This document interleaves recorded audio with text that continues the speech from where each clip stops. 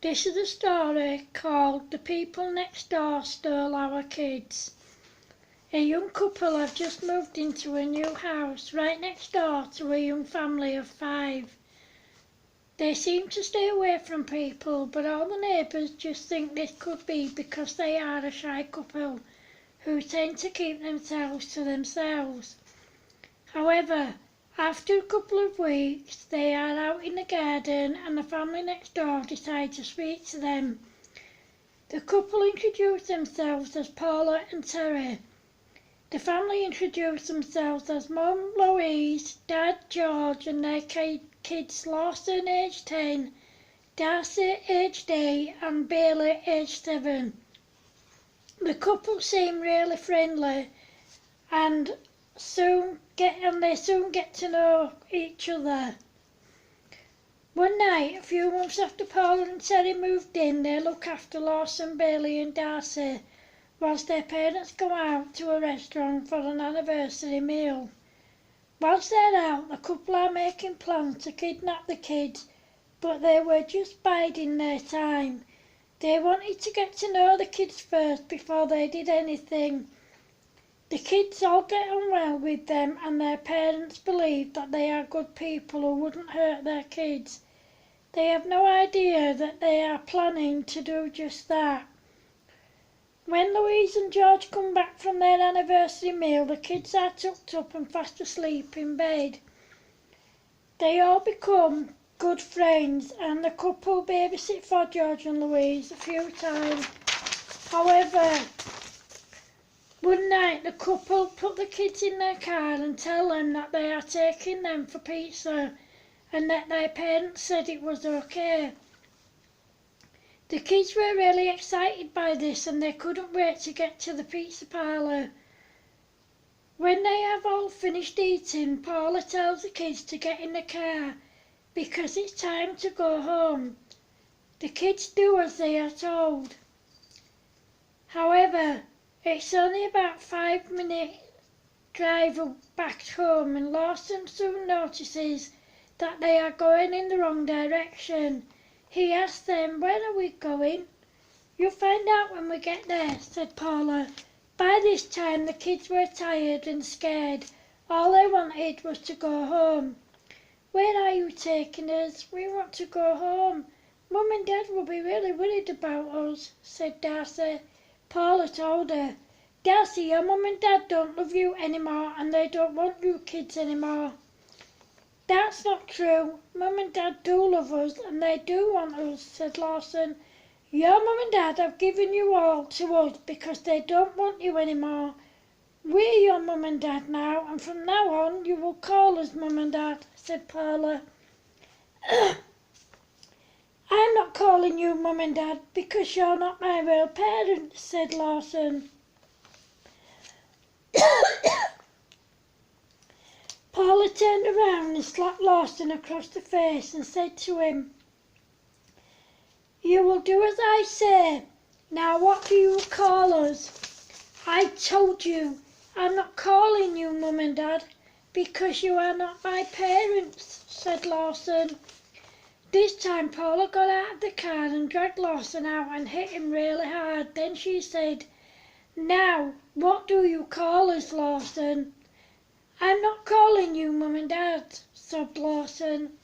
Paula hit him again and said, "You will call us Mum and Dad, like we've told you to do. Is that understood?" "Yes," sobbed Lawson. "Now, here's what's going to happen. From now on, Lawson, your name's Carl, Bailey, your name's Mary, and Darcy, your name's Claire. You never ever tell anyone your real names and you will always call us Mum and Dad. Our names are Mark and Sarah if anyone asks," said Paula. "Where are we going?" asked Darcy. "Somewhere where no one knows us. You will not go to school, you will be homeschooled by us. You are never to leave the house and when you are not doing schoolwork you will be doing chores. There'll be no TV or playtime if you don't do what you are told. Those who do what they are told will be allowed to play and watch TV. Those who don't do as they are told will be punished, and they will go without food for 2 days, and you will sit at the kitchen table and watch everyone else eat. Do you all understand what I just said? Said Paula. Yes, answered the kids. One day Darcy didn't do one of her chores because she forgot, and Paula hit her, and then Terry took his belt to her. That night Darcy cried herself to sleep. All the kids wanted was to go home to their parents. They knew that their parents would be looking for them and that they would be worried about them. One day all the children except for Bailey had done all their schoolwork and chores. Why haven't you done all of your schoolwork and chores? Asked Terry. Because I don't want to do schoolwork and chores. I just want to go home, said Bailey. Bailey, this is your home now. You are never ever going home to your parents because they don't love you or want you anymore, said Terry. Then Bailey shouted at him, I hate you. You are not my dad. I want to go home. Terry grabbed her and hit her hard with his belt. A few days later the kids saw a newspaper that Terry had left lying around, and they saw an article about them. They knew that they had to find a way of getting away from Paula and Terry, but they didn't know how they were going to do it. However, that same day they saw the newspaper article, Terry went outside to cut the grass in the back garden, and Paula went out to do some shopping, and she left the front door unlocked. As soon as Paula was out of sight, the kids seized the opportunity and made a run for it. They knew that Terry would see them if they went out of the front gate, so they climbed over the fence into the field. The kids ran as fast as they could, but Paula saw them because she'd left the house without her purse. She shouted to them, Get in the car now. The kids ignored her and carried on running. They didn't realise that Terry had also seen them. When the kids saw him, they ran in the opposite direction and into the woods.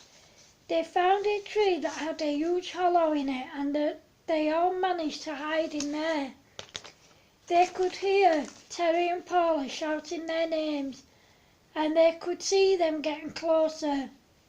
They knew that they would be found if they stayed where they were, so they made a run for it. They ran for as long as they could. When they stopped, they found an old empty house, and they noticed that the front door was open. They went in, and as they closed the door, they noticed a key in the lock. They locked the door, but as they went in a room, they saw Terry and Paula in the woods.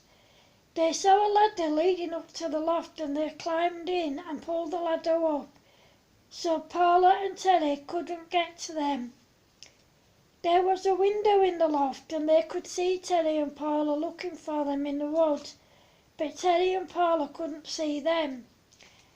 After they'd been looking for the kids for a while, it started getting dark, so Terry and Paula went home. The kids stayed at the house overnight, and as soon as it started getting light the next morning, the kids decided to move on. They ran as fast as they could to try and find help. Then a police car pulled up in front of them. The cops in the car recognised them straight away. One of them said, "It's okay, you can get in the car. We know who you are. We have been looking for you." Just as the kids were getting in the car, they spotted Terry and Paula. "Terry and Paula are there. Please don't let them get to us," said Lawson.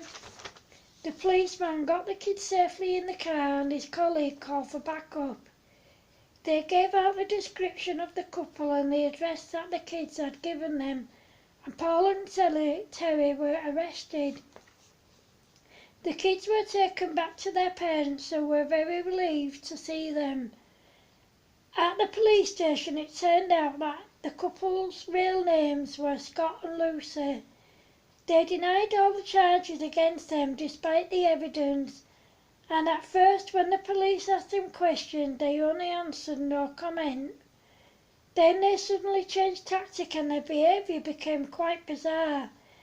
They thought that the whole situation was one big joke one minute, and the next they were crying like babies and asking where their kids were. Then they changed again, saying that the kids were dangerous and they tried to kill them. The police couldn't believe just how bizarre their behaviour was. Scott and Lucy were kept in police custody until the next day. In court, the judge said that they would be held in custody until their first proper court date, which the judge set for 2 weeks later. When their day in court came, the couple's behaviour was completely bizarre again. One minute they were crying, the next they were laughing like mad. The judge asked them how they pleaded, and in between laughing they both said not guilty.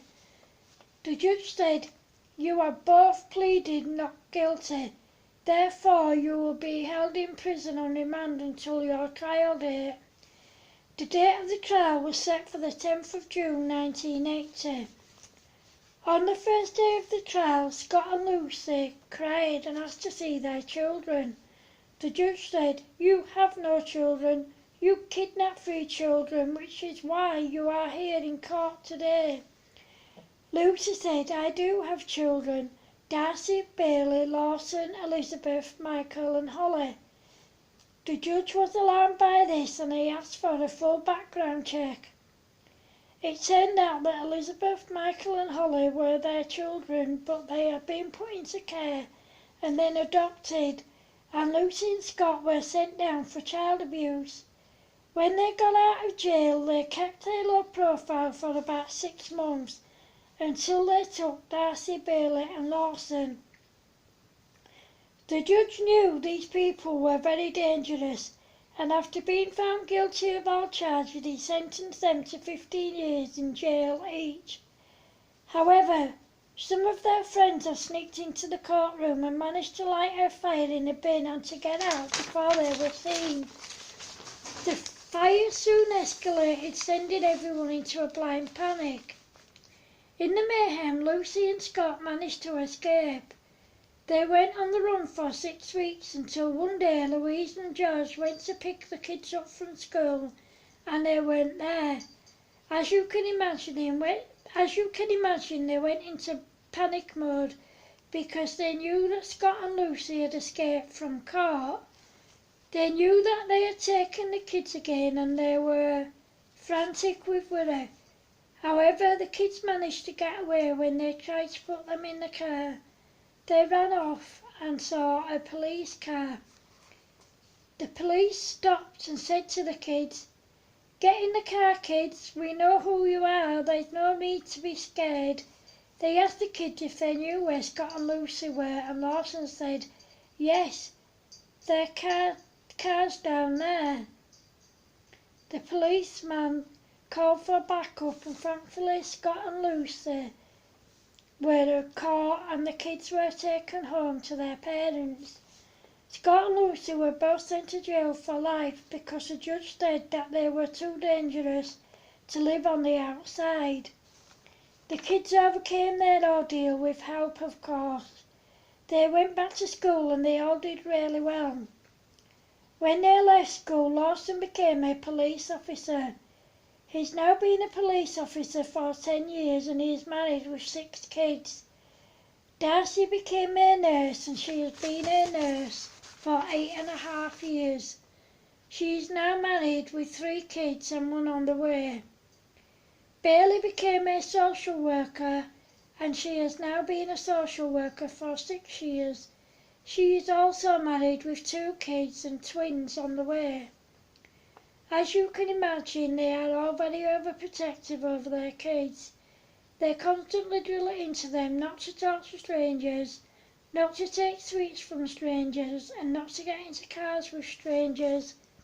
The end. Thank you.